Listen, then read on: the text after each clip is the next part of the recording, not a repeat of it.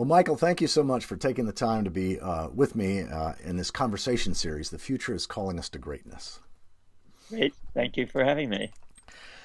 Well, one of the things that I've been doing at the start of all these conversations is to invite my guests to help us really get who you are in terms of your most um, the things that you're most committed to, what you're well known for, that sort of thing. So this is not a time to be bashful, but help us get who you are and how you got to be where you are. Well, that's a long story, but Take your time. who I am is somebody who is a champion of a world of peace and justice, of love and kindness and generosity, of environmental sanity, and of awe and wonder at the grandeur of the universe. Love it. And that is that's essentially my essence. That's what I'm about. And I'm the editor of Tikkun magazine, which Tikkun is a Hebrew word. It means to heal, repair, and transform. And there is a prayer that is said every day in our Jewish tradition. That's called Aleinu, and it says "Litaken olam b'malchut Shaddai," to heal and transform the world under the kingship of. Now, the word Shaddai was translated as the Almighty, but actually, if you look at the word, it seems to be a variant of Shaddayim, and Shaddayim means breasts. And I think it refers to the notion that originally the Hebrews worshipped a breasted God. And what that really means is a nurturing God. Yes. So when we want to transform the world under the kingship of the nurturing God, we're talking about moving away from a world based on domination and power and control to a world based on love and kindness and generosity. I'm a champion of that vision, and Tikkun magazine, which I started along with my then wife, Nan Fink, in 1986, has been a voice in the Jewish world originally, and now also interfaith voice for those values. And so we have been in a difficult situation because we're challenging many assumptions in many different kinds of worlds at the same time. In the Jewish world, we came into existence saying that explicitly that we were the liberal alternative, the liberal and progressive alternative to Commentary magazine, which was the Jewish magazine that really articulated the neocon position, the conservative position in the world, and a position that basically is committed to the notion that we're surrounded by evil, and we need to protect ourselves. And the only way we can protect ourselves is by having as much military might as possible. Yeah. And that's both in the United States and in Israel. So we came into existence to put forward a different worldview and became at first the voice of liberal and progressive Jews. However, in the course of our evolution in the next few years, we suddenly lost a lot of our constituency, and that was because we decided when the Intifada broke out in 1988 that we had the same responsibility to talk about love, kindness, and generosity towards Palestinians that we had towards everyone else, and so taking seriously our Jewish tradition meant, in part, taking seriously a command in the Torah that says, "Thou shalt love the stranger," not just tolerate the stranger. Yes. Thou shalt love the stranger. So everybody in the Jewish world knows the command, love your neighbor as yourself. But very few, certainly I wasn't, and I was very immersed in Judaism growing up. And when I went to the Jewish Theological Seminary for many years, but nobody ever emphasized that particular command, even though as I started to count it up and research it, I realized that variants of that command occur in the Torah more frequently than any other command in the Torah. Okay, that is that, and one of the most famous variants of it is, when you come into your land, don't oppress the stranger. Remember that you Yes. were strangers in the land of Yes. Egypt. Yes. So there I was faced with a dilemma. And the dilemma was um, to keep the credibility of Tikkun magazine by um, not giving too much focus to what was going on in Israel, Mm-hmm.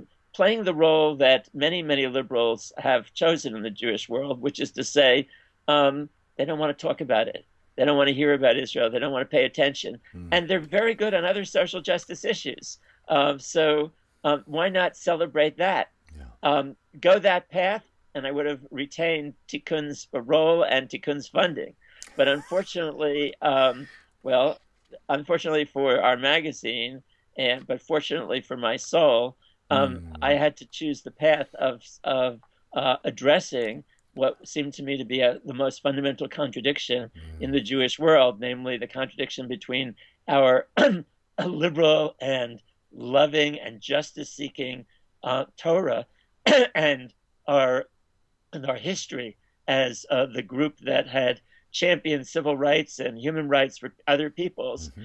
um, and choose to abandon that when it came to the most central issue in our current reality, which is the way a state that calls itself the Jewish state Mm-hmm. and gets alliance from the vast majority of Jews around the world is acting in ways that is oppressive and hurtful. Yeah. Yeah. So, so I think it was that choice that has, on the one hand, somewhat, I mean, dramatically decreased our financial support, dramatically decreased my ability to operate in the Jewish world, and yet at the same time has been the one thing that the choice that I think has made us uh, act with the kind of integrity that I hope future generations will look back at and say, yeah, there was this kind of a voice starting in 1988 that was consistently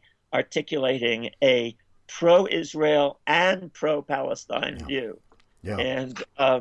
and because of course the commands are precisely not just for Jews; they're about all people on the Mm-hmm. planet. Mm-hmm. And of Mm-hmm. course, the Torah starts by talking not just at the beginning of Jewish history, but the beginning of human history by insisting that, by telling in the very first chapter, God creates human beings in God's image. Mm-hmm. So whatever his, her, its image is, it's an image that is equally found in Jews as in everyone else on the planet. Yeah. And this position, although people might in the Jewish world might abstractly agree with it, hate it when it's applied to the Mm-hmm. Palestinian Yeah. people. Yeah. And I have no choice but to do that, to Yeah. apply it to all people. Yeah. So that's one element of who I am in the world, and what Tikkun magazine became. And Well, actually, but second, before you go on to talk about anything else, I'm really glad that you gave some of that background, because I've been saying now for quite a few months that my experience of these conversations in this series, "The Future is Calling Us to Greatness," is that it represents a veritable who's who of prophetic inspiration, and you come at the top of the list in terms of what you have done professionally, what you have done personally in terms of taking a prophetic stance, even when it's not popular or when it's not financially to your advantage within your own in-group. And yet, as you say, your soul, there's a place where you knew that there was an integrity that you were aligned with, even though it wasn't popular and worked against you financially. So thank you for giving that background. well, thanks. Yes, it certainly worked against us financially, and so Tikkun at the moment is just teetering on the edge. I had to lay myself off, although I'm still the editor. I had to lay myself off with regard to finances, to not have a salary and just live on Social Security right now, which is not so easy Yeah. in this country at this point. Yeah. But and anyway, in order to keep the magazine alive, I had to make a choice, and I just decided, well, lay myself off and stop taking money and just live in a much more precarious position. When you say the word prophet, a lot of people call me that, or they say, that what my colleague Cornel West, with whom I wrote a book called Jews and Blacks Let the Healing Begin, wrote of my book the left hand of God taking back our country from the religious right. Michael Lerner is the great prophetic voice of contemporary public intellectuals. I never claimed such a position Right. because, but I've studied, I've been immersed in the prophets since I was a kid. I studied every week, starting from the time I was 12. I would spend every Shabbos, every Sabbath, every Saturday afternoon studying Abraham Joshua Heschel's books, Mm-hmm. and B, the prophet Jeremiah and then the prophet Isaiah. Mm-hmm. Drove my parents crazy. Uh, but I was immersed in those prophets, and when I went to study with Heschel at at Jewish Theological Seminary, he was working on his book, The Prophets, at the Mm-hmm. time, and I had a very special connection with him and became one of his proteges, and I I felt very much aligned with the vision of the prophets, and but one of the things that was obvious that my parents were continually trying to tell me, warn me about, was it's not a good way to make a living. It's, uh, Yes, I'm sure. Well, the way that I've been speaking about it now for the last couple of years is that there's a trivial way of understanding prophets, and there's an undeniably real way, it seems to me. The trivial way is imagining that prophets were all in the distant past, and they were channeling some otherworldly entity or predicting the future. Whereas I see prophets are those who read reality, who have divine eyes, sacred eyes, and who can see what reality is doing, what reality is up to, and then give voice to what's real in ways that call all of us to deeper integrity and come back into alignment with reality. And in that sense, I think there are many prophets. Many of the people involved in this series I see is playing a prophetic role, and then that they're seeing what's real, they're sensing what's emerging, and then speaking a word of warning to the people that says basically we need to get right with reality or else. right.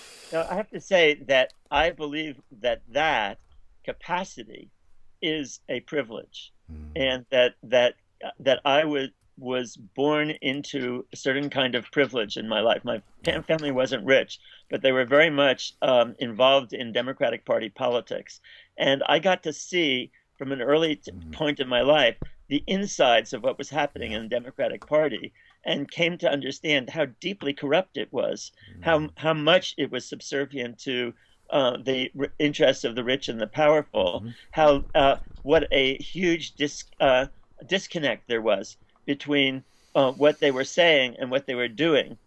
And as a teenager, my mother was the administrative aide in charge of politics for United States Senator Harrison Williams. And so, in that position, um, Williams sent me a daily copy of the congressional record. And Oh, he used wow. to call me up. This senator used to call me up when I was a teenager because I was the only person he knew who actually read the congressional record.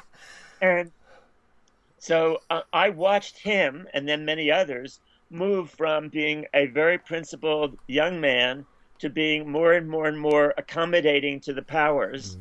And so, again, that was amazing privilege. Yeah. Then, secondly, to have encountered when I was 12 Abraham Joshua Heschel Mm-hmm. and to have learned from him. Mm-hmm. Then to have come to Berkeley in 1964 to do graduate work and get my PhD in philosophy. And at that time, become involved in the free speech movement first, and then I became president of the Berkeley chapter of the Students for Democratic Society, Mm-hmm. and eventually ended up at the University of Washington in Seattle as a professor of philosophy, where I was indicted by the federal government as one of the what was called one of the big major federal trials against the anti-war movement, called the Seattle Seven.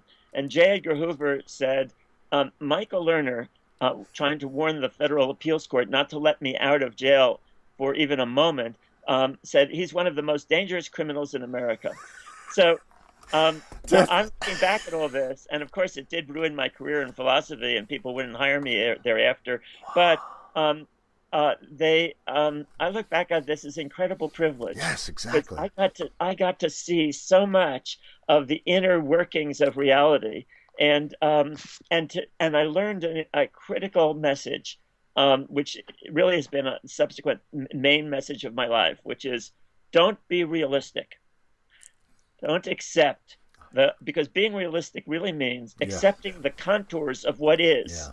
as the definition for what can be, and then working within that what Yeah. is. Yeah. But the central message of the Jewish tradition, which I only came to understand after going through these struggles, was that that who the God or goddess of the universe is the force of transformation that Yes. makes possible the transformation from that which is to that which ought to be. So Yes. on my reading of Judaism, and I wrote this out in a book that became a national bestseller called Jewish Renewal: A Path to Healing and Transformation. That my view is that God is that about the universe that makes possible the transformation from that which is to that which ought to be. Mm. Whatever it is about reality that makes that possible, that's what I mean by God. Yeah. Now, and consequently, idolatry is being realistic. Idolatry is accepting the contours of power, the contours of what is, and saying, I must work within that. Now, Mm. of course, that doesn't mean jump out of a window and pretend you can fly, but it does mean that the social and economic order is not like a laws of physics. Yes. It's not fixed. It is potentially fundamentally transformable, and we created in God's image as the partners with God. So I came to understand that we are partners with God in the healing and transformation of the world, and that's what it means to be created in the image of God. It means to be partners with God in healing and repairing the world. Yeah, I love it. I love it. And one of the things that I love so much about that is that it embodies this prophetic stance of, almost seeing God as as incarnate or a personification of possibility, of transformation, of healing, of wholeness, and that idolatry is simply taking what is that has been given by previous economic or governmental or political powers, and only operating within that. I love it. I love it. Yes, thank you. Well, Michael, say a little bit about the network of spiritual progressives. Okay, so the other main thing that Tikkun has been addressing and is the spiritual crisis in American society. So this came out of a work that I did. I got a second PhD after my PhD in philosophy because the PhD in philosophy was a dead end for me because I was a professor of philosophy when I was indicted, and then the University of Washington, the state of Washington passed a law called the Lerner Rule to prohibit the university from ever hiring anyone who might engage in political activity, later declared unconstitutional, by the way. And then, and of course, they fired me from or they refused to renew my contract there.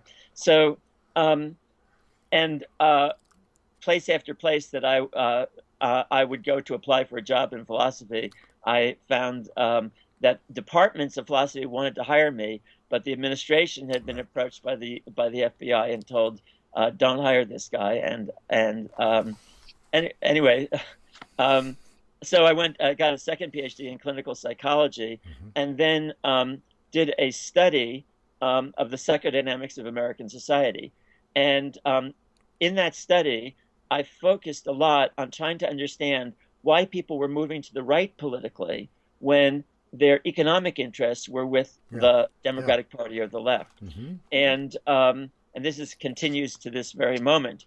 And what we discovered, myself and my team of researchers, because I was the principal investigator of an NIMH investigation of psychodynamics in American society, was that there was a deep spiritual crisis in people's lives, and that it was rooted in the ethos of the marketplace, the materialism, the selfishness, the Mm-hmm. looking out for number one, that people were learning day in and day out in the world of work, because there they found that they were being rewarded for only looking out for maximizing the bottom line of the corporations that they were working in, and not trusting anybody else, certainly not trusting other other parts of that corporation, never knowing when somebody might shut down the whole corporation or move it to another country, Mm-hmm. whatever, for the sake of maximizing their money. So people came to the more and more over the course of the years to believe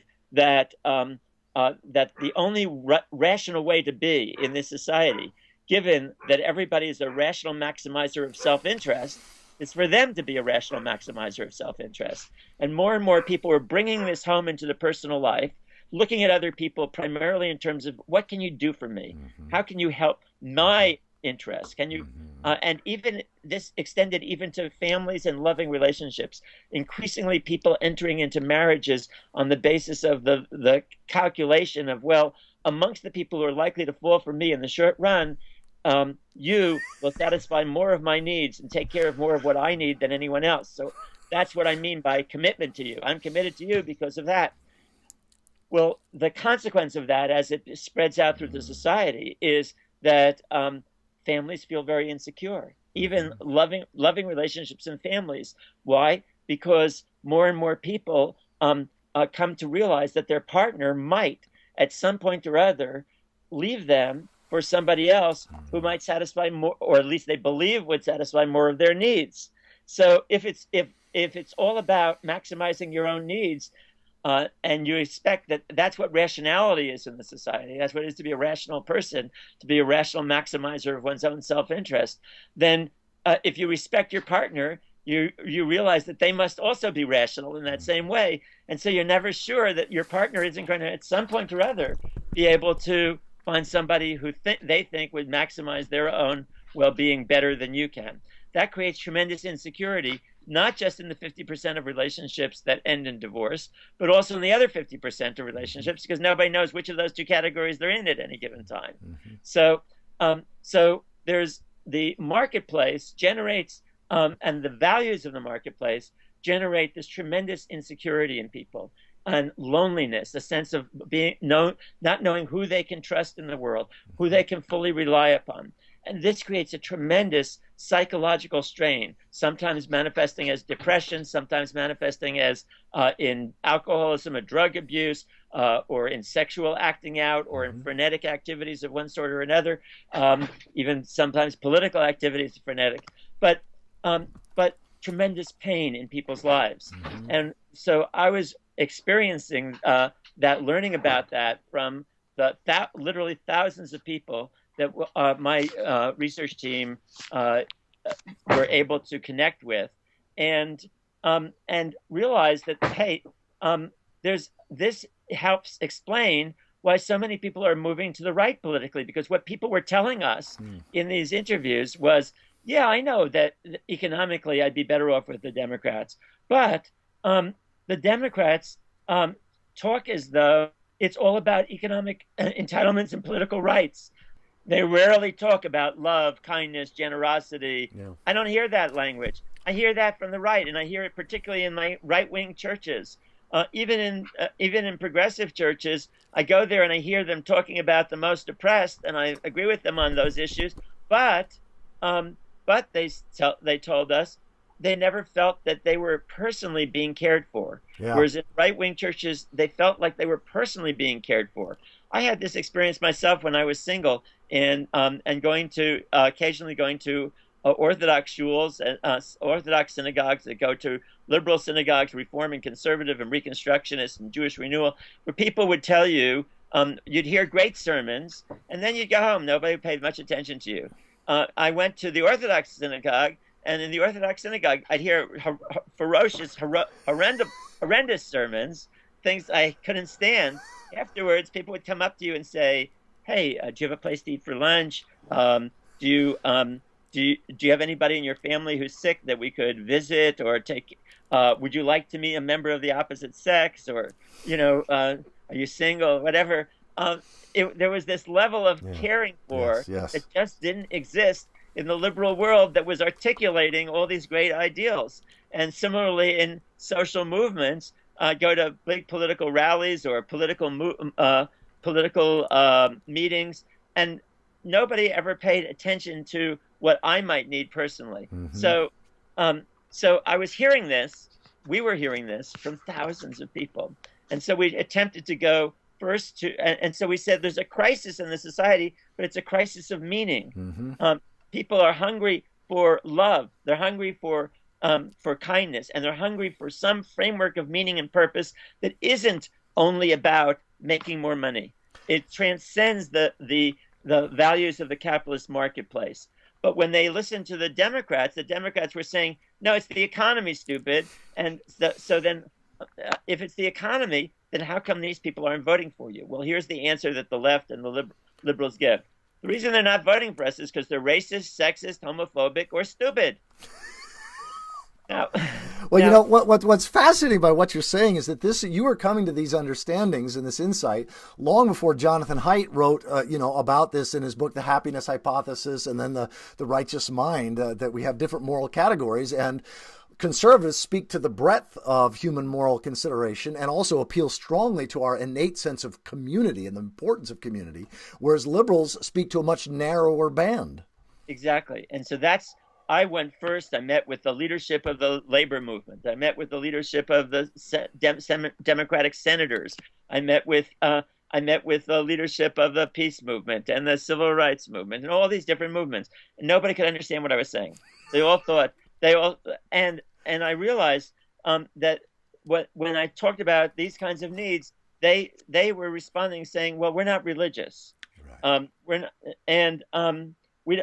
and there's a deep religiophobia in the left and in the liberal world that manifests in the following way. When the liberals or progressives organize a demonstration or run a campaign, they want religious people to vote for them, or they want religious people to be there. They say, come on along, we welcome you with open arms. However, once people get into the culture and start to experience the culture in the liberal and progressive world, and particularly liberal intellectuals, what they experience is the following. The message that's being given, covertly or overtly, is we need you to help our project. But we also think that you're in a lower level of consciousness, a lower level of psychological development for believing that you have some spiritual need here. When it takes the form of God, then we think, well, you are probably have a father problem. You have some issue with your father. You need a strong father. You're scared in the world. You need somebody to protect you. Or if you're into a non-God-oriented spirituality, you're at a lower level of development. We hope that by getting part of our culture, you will slowly rise to the level of consciousness that we are at. But in the meantime, we can use you for our fodder, for our troops, or whatever, for for our struggles, for your votes, and so forth. But see, most people, and this is one of the things that the liberal and progressives, the Democratic Party, the Greens don't understand, is that most people may not be the most brilliant when it comes to figuring out policy issues, but they know when they're being disrespected. Exactly. They can feel that. Exactly. And so that's what made the right so particularly brilliant in being able to say these people in the liberal and progressive world are elitists. Now, for the people in the liberal progressive world, they heard that and said, that's crazy. The real elites are the 1% that have vastly disproportionate wealth and power. And I agree with that. That is the real elites. But what they were missing was the psychological meaning of saying that you're elitist. Yes. Because, in fact, those movements were elitist in the sense that they disrespect most ordinary Americans. Right. They don't understand that they think that the only possible reason that other people are not with us is because they're racist, sexist, homophobic, xenophobic, or stupid. And that's not true. Yes. What's true is that there are other sets of needs that people have that are not reducible to material needs and not reducible to political rights. Preach it, brother, preach it.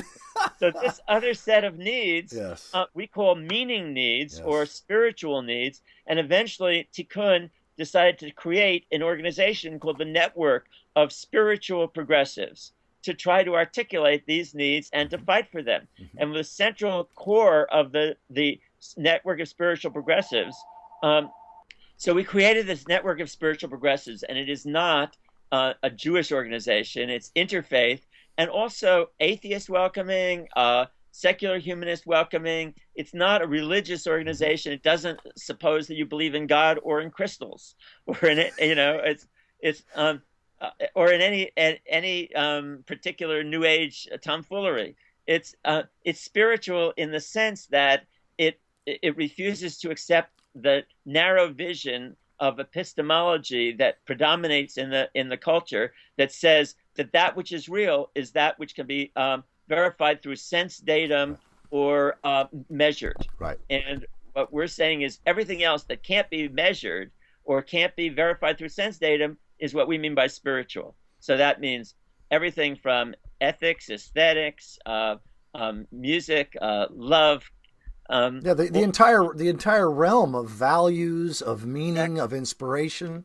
I mean, one of the I don't know, you probably don't know this about my history, but back in 1987, I became Ron Sider's assistant at Eastern Baptist Theological Seminary, and so that was my first exposure to sort of radical evangelicalism within the Christian world. And of course, Jim Wallace and Tony Campolo and so many people who were speaking from a what I would call prophetic stance, progressive politics, moderate to sometimes even conservative theology, but the theology was in service of what I call right relationship to reality and a broader band of moral intake than the kind of narrow band that the liberals so often have cornered themselves in.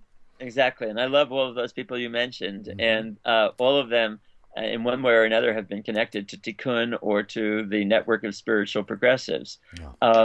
But we created this network, and it includes people from evangelical Christians who have that kind of consciousness, to all the way to the most radical anti-God, anti-spirit, uh, person you could count on. So, Well, as well as people like Joan Chittister and Cornel West and other luminaries who are coming from a solid grounding in a particular tradition, but doing so with again, use that word, prophetic voice, right, saying that what has been in the past is not enough. We need to stay attuned to what reality is revealing, and not just, as you say, not just the reality that can be measured, but what reality is revealing, so that we can all move forward in some kind of a healthy way and to repair or to restore or to transform or to heal our relationship to the future and our relationship to each other and our relationship to the air, water, soil, and life upon which we all depend. exactly. So, so we said, okay, what's our core belief? Our core belief is that the society needs a new bottom line. The old bottom line said that every institution, every government practice, every corporation should be judged efficient, rational, and productive to the extent that it maximizes money and power. And we say, no, they should be judged efficient, rational, and productive also to the extent that they maximize love and caring, kindness and generosity, ethical and environmental behavior and sensitivity, Mm-hmm. enhance our capacity to respond to other human beings as embodiments of the sacred, Mm-hmm. and enhance our capacity to respond to the universe with awe, wonder, and radical amazement at the grandeur and mystery of all that is. Amen. So that's our new bottom line. Yeah, And, I love it. and our goal is to try to get people in every workplace and in every profession to re-envision what that profession would look like, what that workplace would look like if this were the bottom line. Mm-hmm. And then, as a next step, to then join with others in different workplaces and in different professions to together build a movement to try to change the world so that it can be that way. Yeah. But step number one is getting people to the point of being able to envision, Mm-hmm. allowing themselves to envision this. And we have only one rule when we tell groups to, we speak to the lawyers or the doctors or whatever profession they're in or whatever workplace. One rule: don't allow the reality police in. The reality police are all the voices in your head that are telling you that there's some they that won't let us do this. Mm. There's some they that is telling you it's impossible, you're being foolish, nothing can happen differently than what's happening right now, so stick with what is. And we're saying, okay, here's the one rule for building a spiritual progressive consciousness. To build a new bottom line, you have to stop letting that Yeah. voice Yeah. predominate in your mind, and instead allow yourself to think, what would this workplace, what would it be like to be a lawyer or a doctor or an engineer or a scientist or Hmm. an academic or a government official or whatever, if there was no they telling them Yeah. to be realistic, and instead they were being asked, how can you rebuild this institution or this social practice or this professional way of being, in which you're going to be judged by how much love and generosity you're Yeah. generating, how much environmental sanity you're generating, Hmm. how much you are enhancing people's capacity to respond to other human beings in a loving and caring way, or to the universe with awe and wonder. So that's the fundamentals of what the network of spiritual progressives is all about, and what we're trying to achieve. The second now, then people will ask, well, what does that amount to concretely, though? Do you have any ideas about that? And yeah, I wrote a book called Spirit Matters Hmm. that tries to lay that out. And then actually a national bestseller called The Left Hand of God, Taking Back Our Country from the Religious Right, in which I spell it out more. And on our website, spiritualprogressives.org, we have a thing that we call the Spiritual Covenant with America. Right now, it's listed under a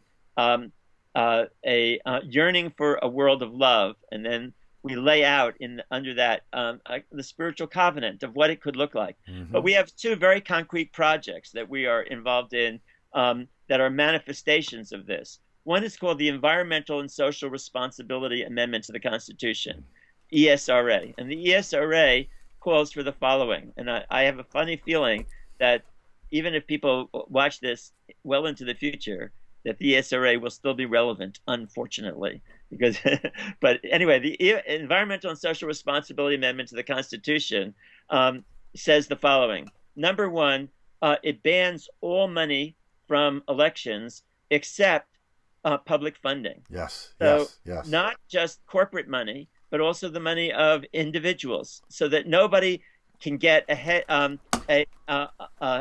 up, a special, An unfair advantage. yeah, an advantage by virtue of their money. So it bans all money, makes it illegal to give either directly or indirectly Yep. to political candidates or to political parties, and says no, it's got to come from a fair and equal distribution to all the candidates and so forth. So and Love it. more in that. The second part says every corporation with incomes above $50 million.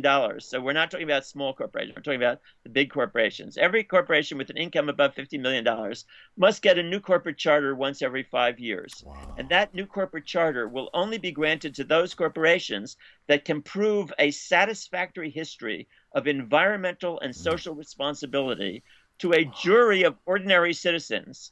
Why a jury of ordinary citizens? Because we see right now, just the day that we're talking is the day after Obama, the supposedly liberal Democrat, is appointing to one of the Security and Exchange Commission somebody whose whole history was in Goldman Sachs, promoting the interests of the super rich. And what happens is that the institutions of government that are set up to monitor the special interests are filled with representatives of the Right. special Exactly. interests. So you can't trust them. You have to depend on ordinary citizens. And so we're saying that this determination, and in the ESRA, we list a whole bunch of specific things that they're to address, to look at in their corporate behavior, in order to judge whether they are socially and environmentally responsible. So this is a second part is, if they can't do that, then that jury has the ability to suspend them or put them on probation for a few years to make changes, and ultimately to take away their corporate license and give it to another group of people who can show that they would run that corporation in an environmentally and socially more responsible way.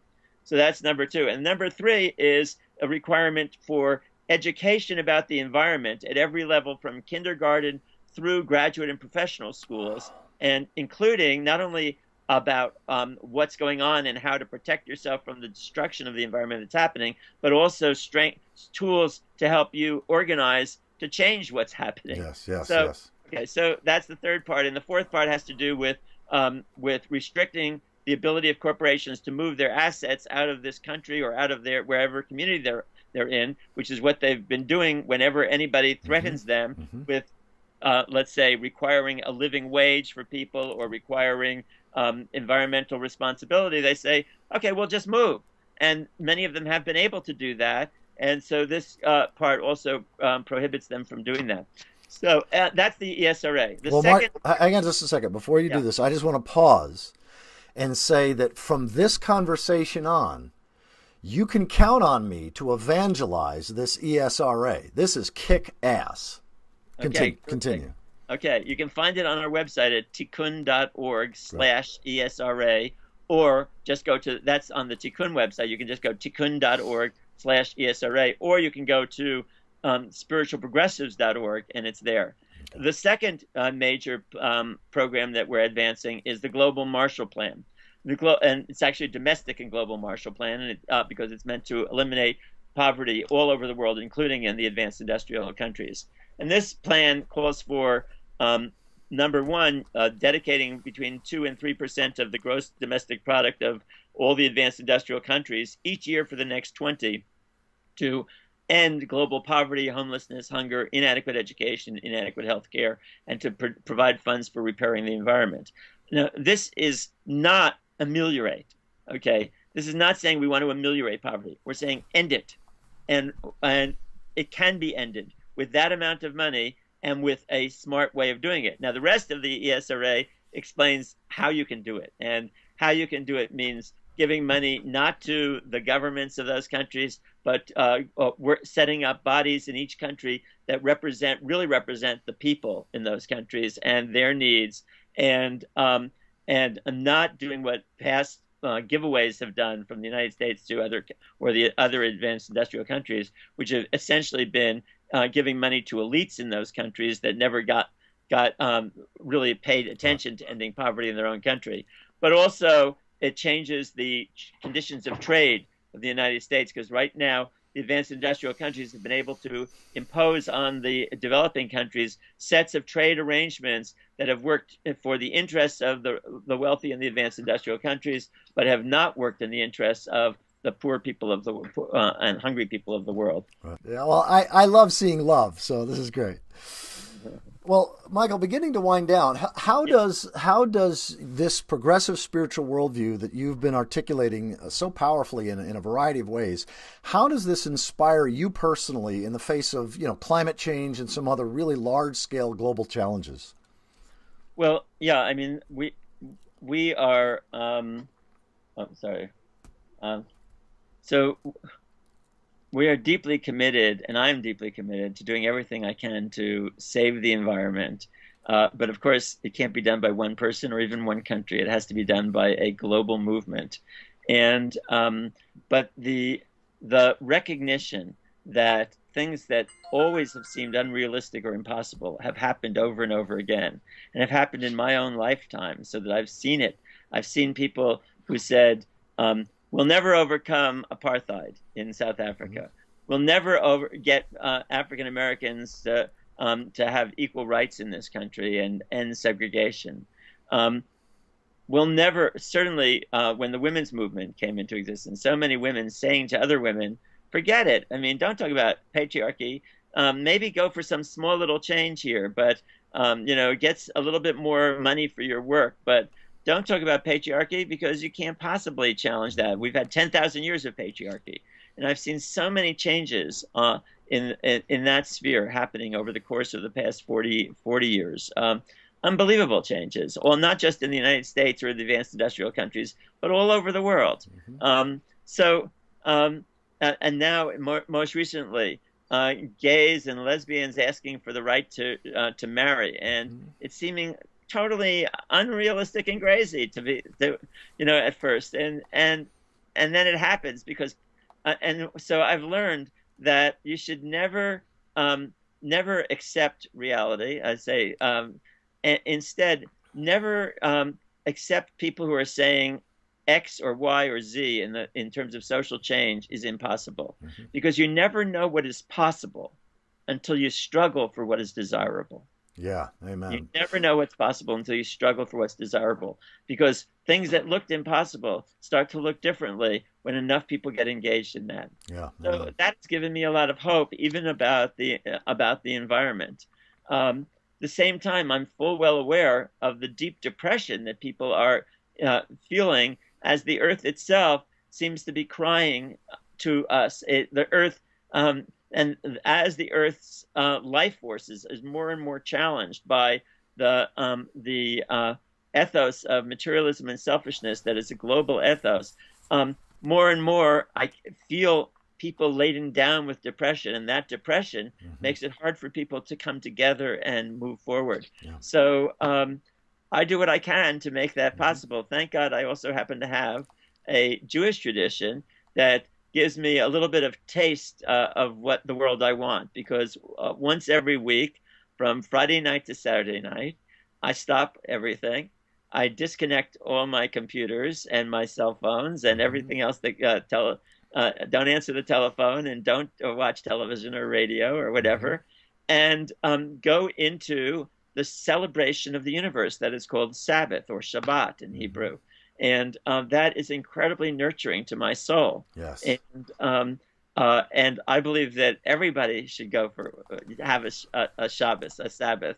And in fact, one of the things in Tikkun that I've written about in a forthcoming issue, probably not forthcoming by the time people see this, is a plan for reinstating the sabbatical year, so that Yes. once every 7 years, the whole world could stop working, and or at least the whole country, and then each country maybe doing different what years for that, but having everybody in a country stop working and celebrating the universe Hmm. and relaxing and figuring out what kind of world they want, and using the surplus that's been accumulated in the other 6 years as to live off of on the seventh year. Hmm. It's possible. It could happen. Yeah. Yeah. Holding my breath, but I know that this is that these approach this spiritual nurturance is what keeps me going Yeah. for Shabbat, and I think it could be amazing if more and more people were able to allow themselves to do it, even though without having to worry about, well, do I believe I'm commanded by God to do it? Right. Forget Of course. Right. this is self-justifying. This experience, these 25 hours from just before sunset on Friday night to a little bit after sunset on Saturday night, these 25 hours are so refreshing to the soul that I know of almost nobody who has gotten into it, understanding what it's about, who has not been refreshed by Yes. it and really enjoyed it. But you have to do it in the strict way, in Yeah. the most religious, strict Yeah. way, Yeah. namely cut Beautiful. off, cut off your telephone, Yeah. cut off your watching, keeping up with things on your computer or your cell phone or And whatever. and commune with possibility incarnate. Exactly, which is the other part, is having once you've cut off from all that rest, then to allow yourself to connect to the spiritual reality of the universe. Yeah. And there are many ways to do that. And I, for one, I'm of course, I'm a rabbi, and I have a synagogue and in Berkeley and San Francisco, and I'm deeply into my tradition. But people come to me sometimes, Jews, and come to me and say, uh, I found more in Buddhism than in Judaism, or more in Hinduism, or I say to them, fine. They Right. say, why should we remain Jewish? I say, you don't have to remain Jewish. It's not. I don't need you to be Jewish. I just need you to follow whatever spiritual Yes. path is really nurturing to your Yes. soul, Exactly. and Exactly. whatever it is, and it doesn't have to be with a God, without a God. The path, whatever path actually works for you, Yeah. is fine with me, Beautiful. as long as it leads you to affirm the humanity of everyone else and to struggle for peace and social justice and kindness and generosity in the world. Whatever path is great. Yeah. The And paths that don't lead you in that direction are not so great, as far as yeah. I'm concerned. Yeah. The ones that just lead you to satisfying yourself and nurturing your own self without regard to the others, that's not the greatest spiritual path, as far Yeah. as I'm concerned. But Amen. any spiritual path that leads you to connect both with your own self and your own inner life, and simultaneously to the necessary healing of the world and the reducing of pain in this world and the caring about everyone else on the planet and the caring for the planet, that's a good spiritual path, and it doesn't have to be my path. Amen. Amen. Wow, Michael, this has been fabulous. There's one last question that Connie, my wife, has asked me to ask everybody, and it's really fun. And that is, if you had the opportunity to have dinner with any three people in human history, or a one-on-one, like, over a glass of wine, or a cup of coffee or whatever, over with any three people in history, who would those three people be, and why would you choose them? Well, for me, it would be Moses, Isaiah, and Marx. Okay. So, um, Moses, because he was the great lawgiver, and because he had so much service, so much trouble being a leader, constantly being attacked by everybody and denounced by everybody, and having a problem dealing with it. I'd like to be able to talk to him about how he managed from ages 80 to 120 to keep up his leadership role and not just despair of it totally. Yeah. For Isaiah, who was really denounced by everyone, I would love to know more about how he was, what sustained him when he could get up in front of the temple and say, God hates your sacrifices. God didn't ask you for this. On Yom Kippur, he went in front of the temple and he said, as people are going into the temple, the big temple in Jerusalem, and he said, God hates it. It's quoting God, I detest your sacrifices. I don't, who asked you to come and defile my sanctuary? Isn't this the fast day I wanted to feed the poor and to take care of the widow and the powerless and to end the oppression of all people? That's the fast that I asked for. I want to know what helped make it possible for him.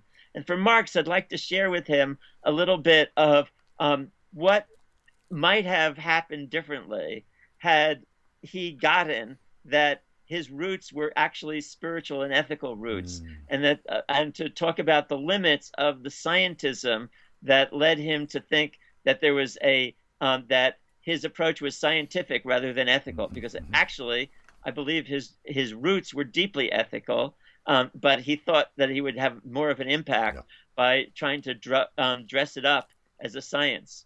Right. I'd love to have that conversation with him. I'd love to have an evening to talk with him. That's great. That's great. Hope I can give all three of them a good vegetarian meal. Okay, that's great. Well, Michael, where would you recommend for people who want to go more deeply into these ideas that you've been talking about in your own work?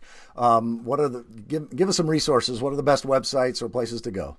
Well, the first is tikkun.org, tikkun.org. That's now.